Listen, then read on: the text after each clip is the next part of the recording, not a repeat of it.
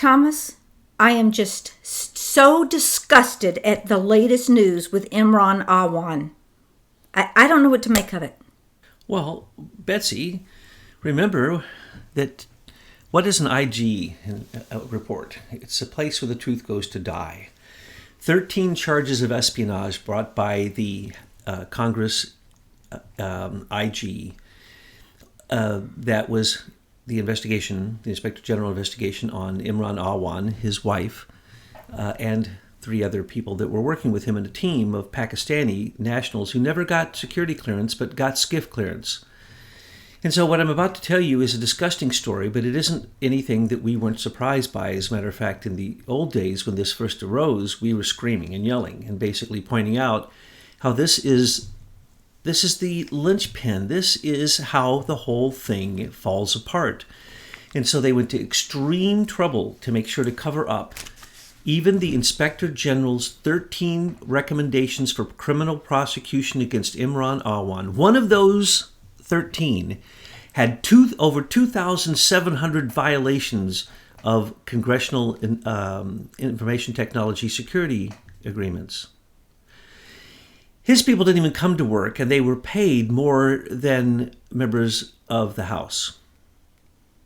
They didn't have security clearances. 44 members of the Democratic caucus, and this was all led by Pelosi, but really I'm going to tell you the whole story because you need to know this. Now, why? Because we've told you before, and we're going to remind you what we've already told you of. You can get into the Congress and even be a Pakistani spy, which obviously Imran is. He works for the ISI, and that's pretty much proven by the last 2 times that he went to Pakistan, and also where he sent the stolen equipment, which is all known, and where the whole rest of the gang is, except for his wife, because they're pretending like they're cooperating with the courts so that they can then walk free on August 21st after they get the plea agreement. August 21st, 2018. They're going to get a plea. He's made a plea agreement. But in the plea agreement, and she'll make her Judge Tonya Chutkin, who we knew that the moment that she was appointed to this case, we knew the outcome. See, that's the way fake justice works. I'm not upset. I knew what was going to happen.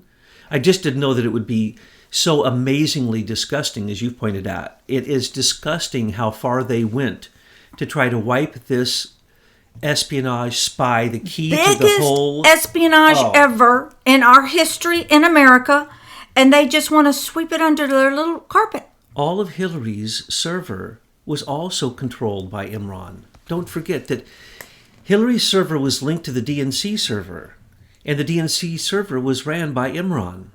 And then after he even got fired by the DC Capitol Police for thousands of dollars worth of equipment, for false sign-ins, for their work, for basically being paid for doing nothing because they didn't come to work. Nobody had even seen some of these people, and they'd worked there for 4.5 years.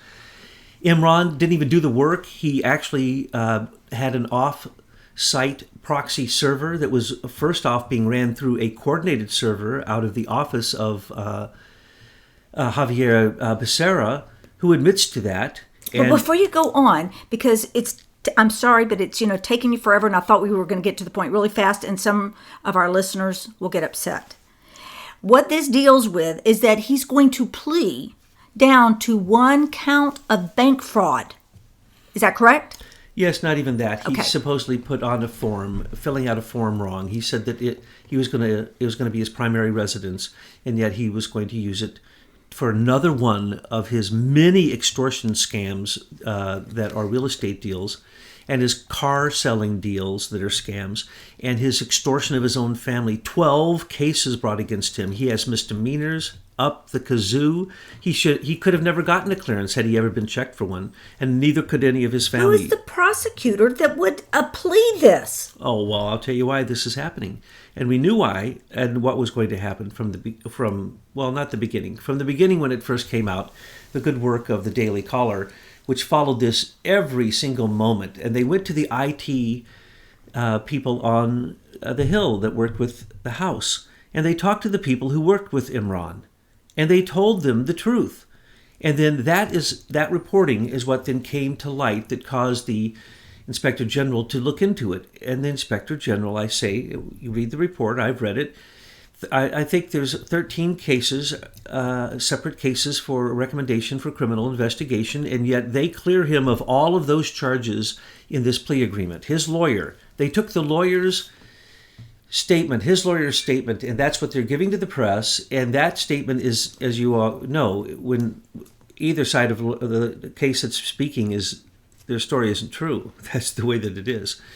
Because look at the case made by the DOJ. This lawyer, Chutkin, said that the DOJ investigated this thoroughly. They didn't even read the Inspector General's report. It's obvious. They couldn't have, or else they would be, the whole case would have to be thrown out because... But wouldn't somebody have to submit it as evidence or something in court that's for exactly it to be the way read? They would have avoided it. So if nobody submits it, then why would it be read? Correct. And they can't use that supposedly to go after a case. For example, the Inspector General investigation on the FISA court abuses were fantastic. It even had to write a plan of corrective action that they only had a few months to implement, or else the FISA court recommendation of the Inspector General was to close it down. What happened? Nothing. We haven't even looked at Comey's abuse of the FISA court domestically and internationally through John Brennan with the dossier, with the frame-up of Papadopoulos, with the whole thing. So you see that Inspector General report for the FISA went nowhere. How about Michael Horowitz, stupid report, which doesn't recommend any criminal investigation for anybody, yet spells out their crimes, just like Comey spelled out Hillary's crimes. And then we now find out there was no investigation. Hillary was never under investigation. She wasn't questioned. She was never under oath. And they told her that they would help her destroy the evidence to make sure that, she could never be charged. And yet they didn't. They kept it.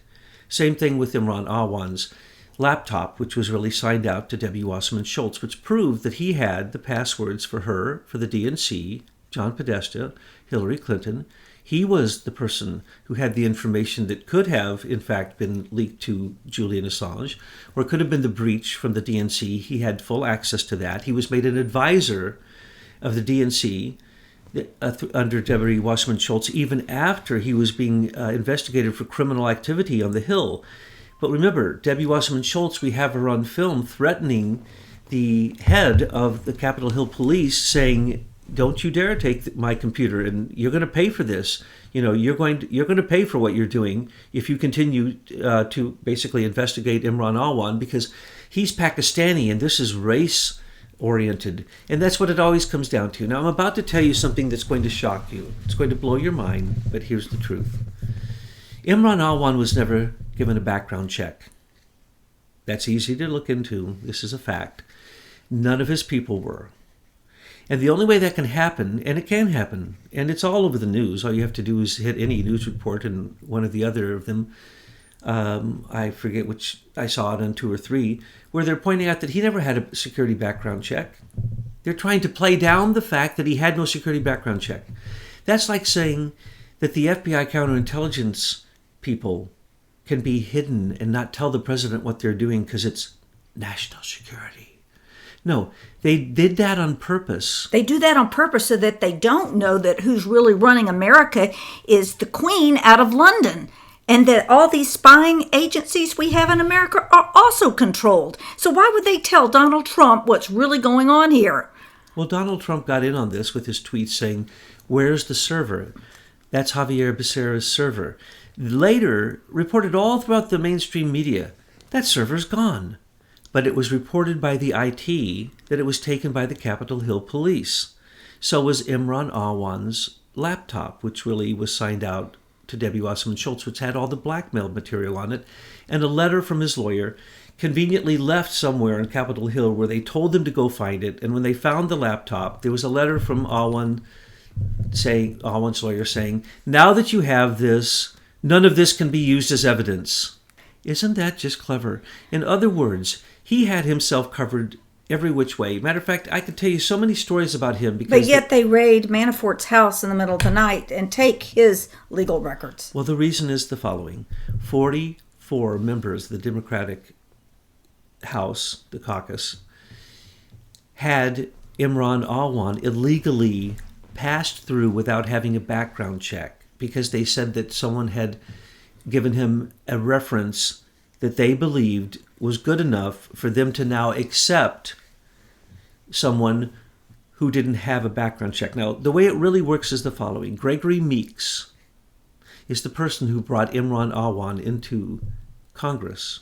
He's one of the most corrupt, who has so much crime that he's committed that the House Ethics Committee has had to pay for, as well as he's been one of the most vocal people against Donald Trump. He insisted that Imran Awan come in and then brought in everyone else. Imran Awan was brought into this country through a lottery immigration loophole.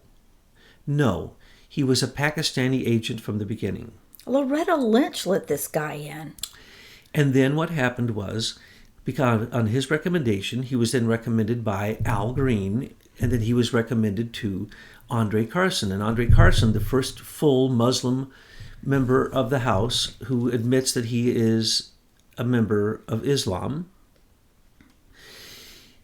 insisted that this Pakistani agent and his family be paid $140,000, $150,000, $154,000 a year. That's the top notch that a congressman makes, or a woman. So what happened here? Then they insisted, and we have this all on record, then they insisted for years that Imran be given SCIF clearance, though he had no clearance at all, not even a background clearance. He had no top secret security clearance, and they wanted to give him the highest top secret clearance for compartment information. So when you're in a SCIF, that's the highest you can get in any particular agency. And they eventually, after Andre Carson and 6 people who first insisted that he be recommended to the Intelligence Committee, to all kinds of committees, almost every committee in the House, he had direct links to what was going on the laptops, computers, and Blackberries of all those 44 Democrats in the House and their staffers, which amounts to well over 80 people. All, strangely enough, he put them on a system that was an Apple iTunes system so that he could record all of their telephone conversations, and they went into cloud service at Apple. And he then created a system that is not allowed to basically coordinate everything coming through one server. And they called it, now the news is calling it the server of the Democratic caucus coming through Becerra's office. No one even knew what that was sitting there for. And it was basically going to an off-site server.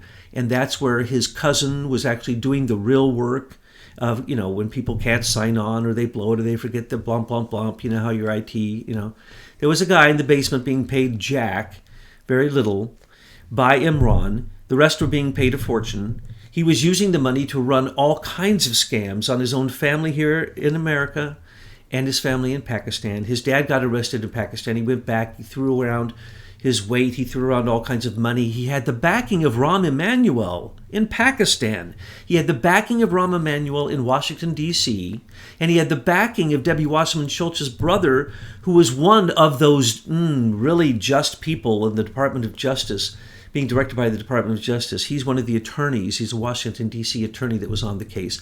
No one seemed to notice. And then they say there was an investigation, a very thorough investigation by the DOJ and the FBI. These are lies, because we made a big deal, and so did the Daily Caller and anyone paying attention, that when this came to light, and when President Obama, when it came to light and President Trump actually got wind of this and made reference to some of it, it was a very public thing that Jeff Sessions said that he was appointing someone.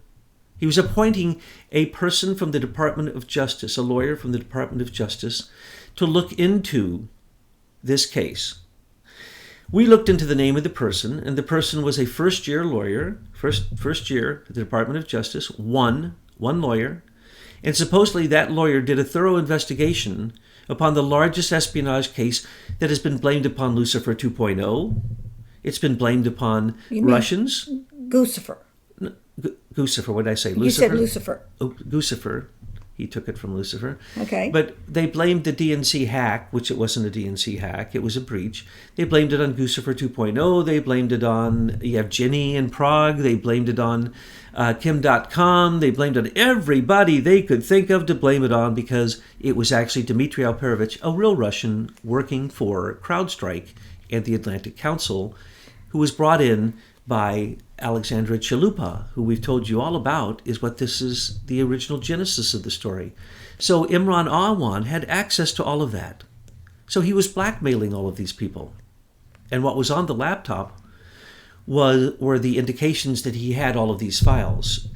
He was carrying around jump drives in Pakistan when he went to get his dad out of jail for fraud, I believe it was, and money laundering. And, he's a big-time, basically terrorist in Pakistan, associated with the ISI. And he's flashing around a jump drive saying, I have all this power, I can make people in Congress dance. There's recordings of him saying all of these things. Oh, I guess that junior lawyer that Sessions sicked on Imran Awan and his espionage gang that not only had penetrated the House, but they'd penetrated the DNC, John Podesta's, the things that were leaked. But just to to Julian remind, Assange. just to remind people, how many attorneys are on staff at the DOJ? There are 117,000 people working for the DOJ. 35 of them, 10,000 are lawyers, and they assigned one brand new lawyer to the biggest case of espionage, which was connected directly to the no case of Hillary's emails. Same people, same rat lines, same pay for play. Remember, Huma saw what was going on. She sent it to her insurance package on her laptop at her house.